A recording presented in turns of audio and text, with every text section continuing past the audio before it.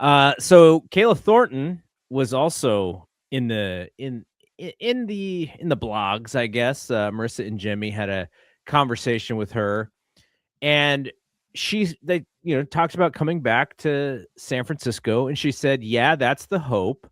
I've been able to slow down and do what I've been wanting to do, giving back to the community, because usually I'd probably be overseas.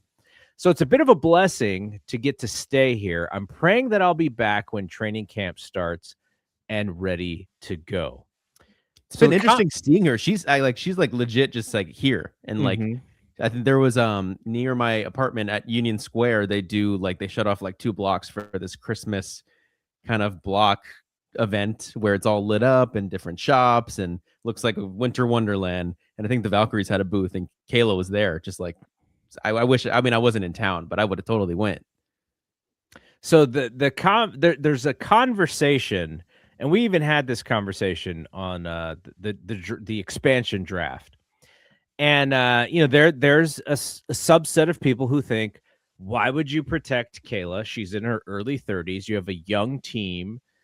Even if she makes you better, you're not winning the title with her, so you should protect some of the younger players. And one of those players who's on the bubble is Carla Late.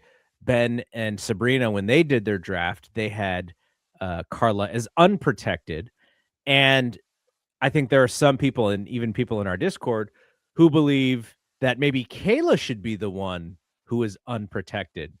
And there's someone in our Discord and who's a listener as well, Chris. Chris had a question, and I think we've answered it correctly, but I just wanted to bring it up because it is what people are wondering, and I think we even asked Sabrina this last year. But it's like the idea of, why would you protect somebody who's essentially going to be a free agent? And I think the answer is that if you protect them, you have this window of time in which you can negotiate with them. And if you don't protect them, then they're going to be on the other team. And the other team has this opportunity to have conversations with them and negotiate with them. So you want to kind of keep them in-house, and then you can rebuild. So the idea is, There's also the core. The other team could select in core, and then you're cooked. You're screwed. right. Do you think Kayla would be someone who would be cored, though? I think from an optics perspective, if you're Portland or Toronto and you're not really able to attract maybe the free agents you were hoping, like, then you could say Kayla Thornton was an all-star last year. We have no other player on our team that was an all-star in the past 3 years. Let's core her. So what does a core mean in the new CBA? Because it's not going to mean $200,000 like it does right now. So it would jump your payroll. Yeah, I say this every podcast. I feel like a broken record, but we still need to learn the rules. Yep. For those who don't remember, the Valkyries, for their expansion draft, had a rule that they were only able to select one unrestricted free agent. And they selected Monique Billings with that one available unrestricted free agent.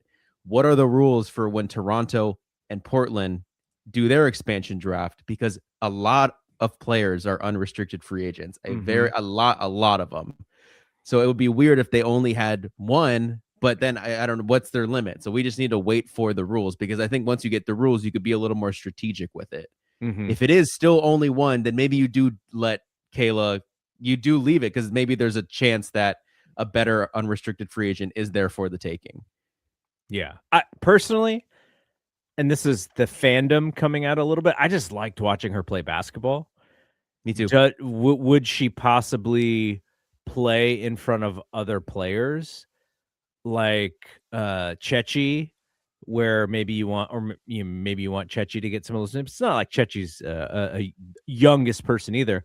Would she stall some of Eustace's minutes? Who knows? But it is an interesting exercise because of the way that things work, and expansion is going to keep happening. So this is going to be a conversation over the next several years, as well as how do you keep all these players? I think you can start like for sure. We know Veronica and Janelle are going to get protected, and we know that those two players are not only going to be protected, but they're going to be starters for this team next year. So if like Kayla is on the team, you basically write in 3 starters in Veronica, Kaylin, and Janelle, and I feel like you'd want to kind of surround them with 2 very like offensive players to kind of make up for maybe some of the offensive deficiencies that Kayla has, that sometimes Veronica can get stopped, and then Janelle, sometimes have off nights. And I know we're so far away from thinking about roster construction, but if those 3 are protected and is still on the team, like I imagine those are already 3 starters locked. Yeah, so they got to be locked. Finding 2 more players that are way more offensive than Temi was, way more offensive than Monique was. Ileana Repair kind of, but has offense, but you have to figure out. Repair's clearly got to be kept, I think. Start doing the numbers. It just gets a little. I think so too, but if it's 5, you want to do the 5. It's Veronica, Janelle, you stay. That's 3. We get 2 more. Kayla, in your Kayla world, 4. based on that, and then it's got to be Repair, right? So then no Chechi, no Carla, and I think those would be the 2 obvious. No Kayla Charles. Come on. Well, she played a lot. She was great. A starter, but like, there's no world. I've never seen her name on any of these mock protections. No, not at all. Not at all. But you have seen some Carlas in ours. Like when I thought it was 7, I thought that maybe Carla would get protected. Of course, no Tiffany Hayes. I don't think we expect that. No Kate Martin. So yeah, it's. I think the obvious ones are Chechi and Carla, though, if you go with that 5.